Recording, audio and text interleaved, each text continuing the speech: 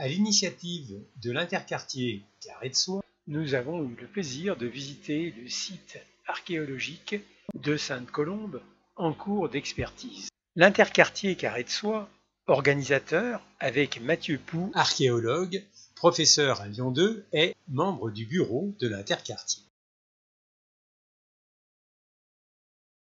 En 69 après Jésus-Christ, ce quartier a brûlé. Les bâtiments se sont effondrés. Comme à Pompéi, cela a permis une conservation de bonne qualité des objets de cette époque. Fouillant méthodiquement ce site, les archéologues vont ensuite établir une maquette en 3D de cette cité disparue. Début de l'année prochaine, la construction du projet immobilier pourra reprendre. Donc là, on a un trottoir couvert avec voilà.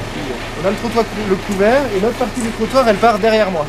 Avec de nouveau les boutiques qui sont ici. Et tout le mobilier de l'appartement et notamment ici on a des éléments qui sont très intéressants. On a cette tige en fer qui paraît un peu anodine comme ça mais qui correspond à un pied de lit ou à un pied de sofa. C'est très caractéristique. C'est la salle de vie commune de l'appartement. C'est ici. Voici une pièce faisant partie d'une chaise. On a la bague du propriétaire avec encore son intaille, donc c'est quand même son élément le plus important, c'est celui avec lequel il signe. On a un trait, etc., etc., etc.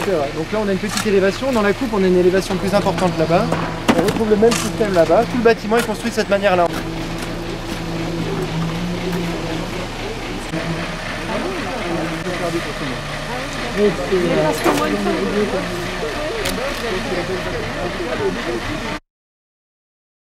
Vous avez ici, il est double en fait. Les boutiques qu'on a vues au nord, elles se connectent sur un très gros collecteur, et les boutiques de... Ici, nous voyons l'ingénieux système de chauffage par le sol, avec les conduits d'arrivée d'air chaud. Ces amphores viennent d'être découvertes.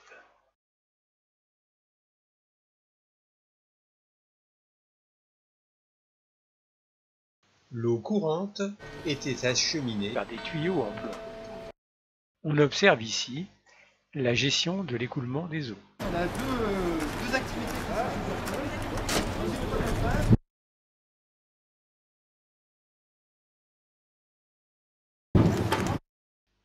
On observe ici les vestiges d'une colonne de la première époque et, plus loin, les vestiges d'une colonne maçonnée conçue 100 ans plus tard.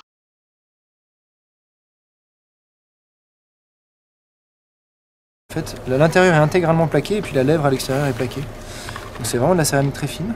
Ça c'est très sympa. Bon, c'est un peu bling bling.